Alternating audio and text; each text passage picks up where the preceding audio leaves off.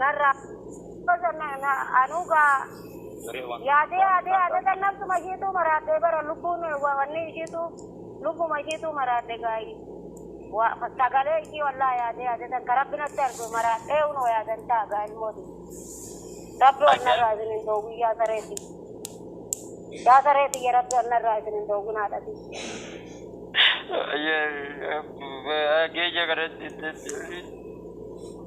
يا المودي يا ربي نرى والسنين دوغي يا يوتي نرى والسنين دوغي رب ما بجادا إيبا منا قدا أدلين إيبا منا قدا ميشي رب ما بجي ناريس يا المودي يا رب ما بجي ناريس फिर तक इल्ले वन्नी की ना वाले रब्बी वाले लोगों ने सगले की सन्नायर की इशुमा विच्चान आ रही है वलिती रिजल की तनाफी से वलिती इतने आ रही है तो अकमित आ रही है السلام عليكم ورحمة الله وبركاته. وردفتها تافيقا بجمتها ترسيتشا شر جرتو الشمار كفوني الرمنتي برلي ناقا بكم جرتنا تربي سناتيسو deebine dhufne akkuma san kaa'uudhumaa viidiyoo daawwattanii fiixin dura waan godhamu hunda godha. Laayik illee sheer illee sabskiraayib illee godhaatiin jajjabeessaa isiniin jenna. Baarakallahu fiikum. Inshaallah dhimmi biraa maal jennee akkuma suuraa irratti argaa jirtan kana ajandaa nurraa jijjiiruuf deema Ustaaz Muhammad Bayaani. Ajandaa Abiyyi fi Jawaar kamataanu oowwise kajibbinee jawaala gurguruu kaanee gara jalaa hin dhabne har'aa fi bor nurraa jijjiiruu deema fakkaata. Kalee galgala oduu ho'ituu takkaan gadi ba'e garuu immoo eegasii sodaate haqee awwala osoo itti yaadin miira keessa seenee barreessinatti fakkaate Rabbiin haa qajeelchuu inshaallah nu hundaayyuu. Garuu immoo waan tokko akkuma miira keessa jiraniin barreessuun adagaa baay'ee namatti fiddi. Garuu immoo akkaan garana nyaate yaada harmee isaa qaama sagalee xiqqoo dura dhageettanii deemtan kana wallaa akkaan qalbiin cabse miskiina.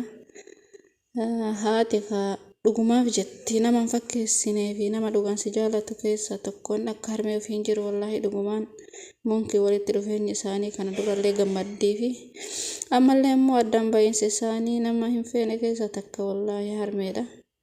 Kanaaf inshaallah walumaa galatti waa meeqatu baratama.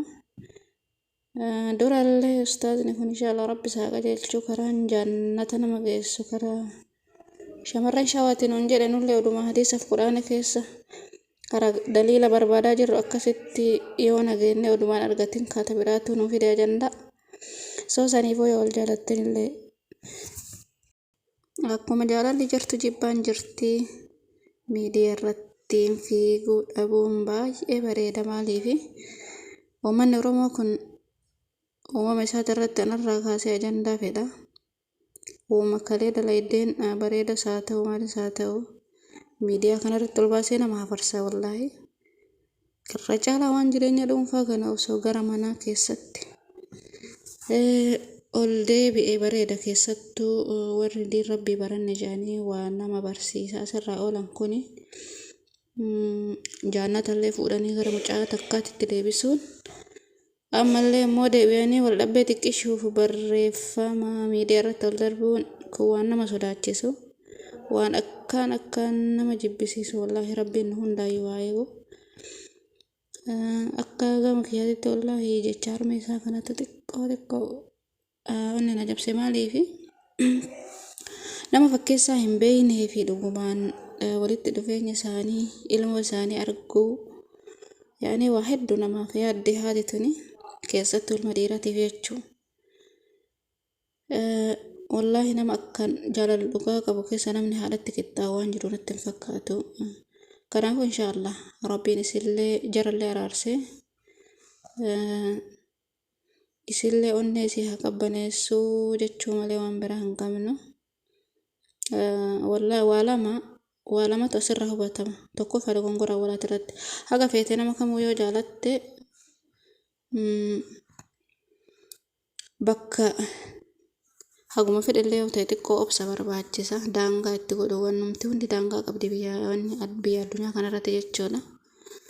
haga feetillee yoo jaalatte jaalalli uumama yaani namni wanni jedhuu danda'u hin jiru irraa ooluu danda'u hin jiru qeesicha ta'e sheeticha ta'e warra qara'iin ta'e soo saniifuu rabbiin nama hundaa yoo haatiisu miidiyaa irratti fiiguu dhabuun silaa baay'ee filatama rabbiin nu haatiisa maaliifi warri akkana fuuldura jijjiru kun yoo haala kana miidiyaa irratti toltuu fi badduufillee haala kanaan qilleensa irra oolchu taate warra kaan hin komannu warra viidiyoo garaagaraa ol baasu hin komannu hundaafuu akkasii uummanni Harargee kun akkaan dhugumaan akkumaan jaalala beekanii hin sobanillee dhiiraa fi dhalaan isaanii waan natti tolaniin keessa. Amma waliigalatti dhaamsi waliigalaa isinii dhaamuu barbaadu. Yaa ijoollee amma jadiida dhuftan yaa warra haarawaa amma dhuftanii telefoona harkatti qabattan. Akka qilleensi miidiyaa kanaa isiniin hin tarree. Balullee sheeticha akkana godhaa jira. Odoo diiniin islaamaa dhorkitee namni sheekaa akkanaayyuu hin godhatu. Mumkin warra jedhutu mala warra yaada akkasii qabu. Nama tokkoon amantiin islaamaa hin wassafamtu yookiin immoo nama tokkoon miti ka amantii islaamaa abbaa fedhetu itti dalaga abbaa fedhetu dhiisa malee wanni miti. Gocha asirratti namni islaamaa sheeka ta'e tokko keessatti dalagu nama islaamaa bakka bu'a islaamummaa bakka bu'a jechuu miti walumaa gala maal isin jechuu barbaade wallaahi jireenyi abbaa warraatiif haadha warraa ka toltu miidiyaan duubatte maa feemasii feetan hin taane maa feemasillee dura taayuuf hin hawwine neefaree baruudhumaan baasinaa waan rabbiin toltu rabbi isinii kenne hunda waan bareedas yoo ta'e miidiyaa irratti hin fiigina tokkoffaa ija namaatii gaarii miti lammaffaa immoo namni waan kalee ittiin si dhaga'ee fi waan boroo jijjiiramu wal bira madaale hamilee si cabsuu akka jireenya keessaniif immoo wanni hin taane si taasisa kaasatan namni kenna wallaahi rabbiin nu haa qajeelchu miidiyaa irratti ol baanii jaalala ofii ibsachuun immoo qaroomin akka isinitti hin fakkaanne jechuu maafanii waan dogongoreef dhiifame isiniin jedha rabbiin nama hundaa haatiisu bakka inni jirutti jabaadha nu jajjabeessa.